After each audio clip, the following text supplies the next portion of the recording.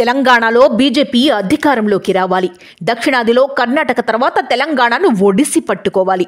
ఇది Bharatiya Janata party high command ఆలోచన.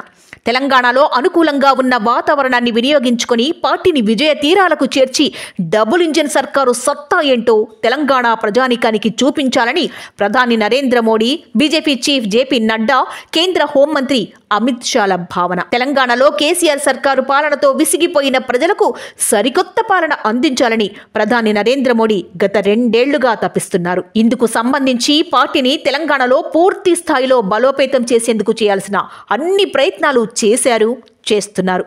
పార్టీని ఒక ఒద్దికతో ముందుకు తీసుకువెళ్లేందుకు అంది వచ్చిన అవకాశాలన్నీ వినియోగించుకుంటున్నారు. అసెంబ్లీ ఎన్నికలకు సమయం దగ్గర పడుతున్న కొద్దీ అన్నీ తానే అయి ప్రధాని నరేంద్ర మోడీ తెలంగాణలో బీజేపీని ముందుకు తీసుకువెళ్లేందుకు శతధా ప్రయత్నిస్తున్నారు. 3 రోజుల వ్యవధిలో 2 రోజులు తెలంగాణలో పర్యటించి తెలంగాణ బీజేపీకి జీవసత్వాలు నింపారు. నాయకత్వ బలహీనతతో సతమతమవుతున్న బీజేపీకి ప్రధాని నరేంద్ర మోడీ నేనున్నానంటూ భరోసా ఇచ్చారు.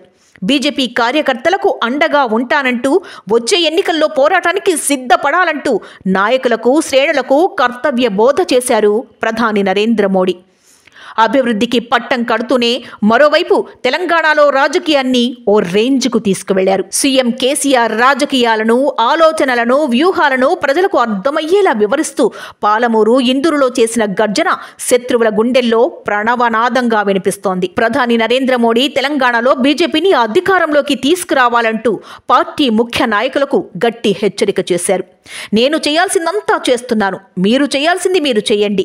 ప్రజల్లో కేసీఆర్ సర్కారుపై తీవ్ర వ్యతిరేకత ఉంది. అదే సమయంలో కాంగ్రెస్ పై నమ్మకం లేదు.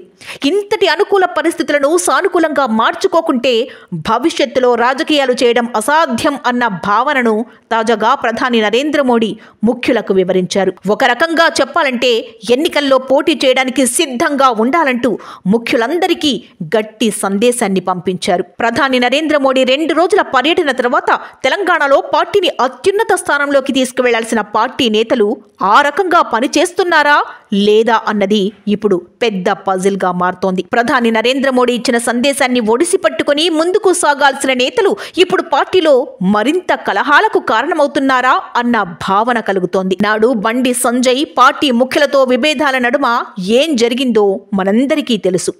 1 మ్యాన్ షో ద్వారా బండి సంజయ్ పార్టీని ముందుకు తీసుకువెళ్లాల్సింది పోయి తాను వ్యక్తిగతంగా లబ్ధి పొందేలా రాజకీయం చేశారన్న భావనతో ఆయనను ఎన్నికల సమయంలోనూ ఉపేక్షించకుండా తప్పించి కేంద్ర మంత్రి కిషన్ రెడ్డిని నియమించింది.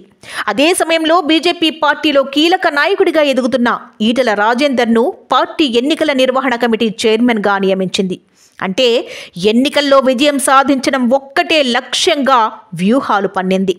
అయితే తాజాగా బీజేపీ చీఫ్ కిషన్ రెడ్డి ఏర్పాటు చేసిన కమిటీల ద్వారా అంతా ఏకపక్షం అన్న భావనను మరోసారి పార్టీలో కలిగించే ప్రయత్నం జరుగుతుందని విమర్శలు వెల్లువెత్తుతున్నాయి. ఎన్నికల నిర్వహణ కమిటీ చైర్మన్గా ఉన్న ఈటెల రాజేందర్ను సంప్రదించకుండా ఏకపక్షంగా కమిటీలను ఏర్పాటు చేశారు కిషన్ రెడ్డి.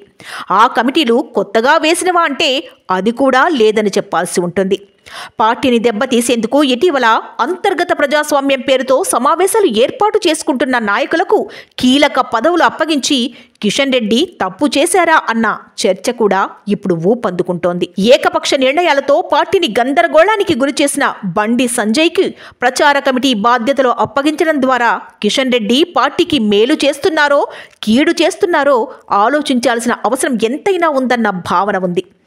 అదే సమయంలో పార్టీ పరిస్థితులను చూడకుండా ఇష్టానుసారంగా వ్యవహరిస్తున్న విజయశాంతికి బాధ్యతలు కట్టబెట్టడం పార్టీ ఆలోచన తీరును ప్రశ్నిస్తున్నాయి. త్వరలోనే పార్టీ మారతారని ప్రచారం జరుగుతున్న వివేక్ మేనిఫెస్టో కమిటీ చైర్మన్ బాధ్యతలు కట్టబెట్టడం కూడా విమర్శలకు దారితీస్తున్నాయి.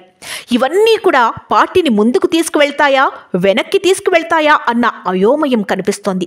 మొత్తంగా ఒకటి మాత్రం స్పష్టం, తెలంగాణలో బీజేపీ 1 అడుగు ముందుకు 2 అడుగులు వెనక్కి అన్న చందంగా పయనిస్తోందన్న విమర్శ నుంచి ఎలా ముందడుగు వేస్తుందన్నది చూడాల్సి ఉంది.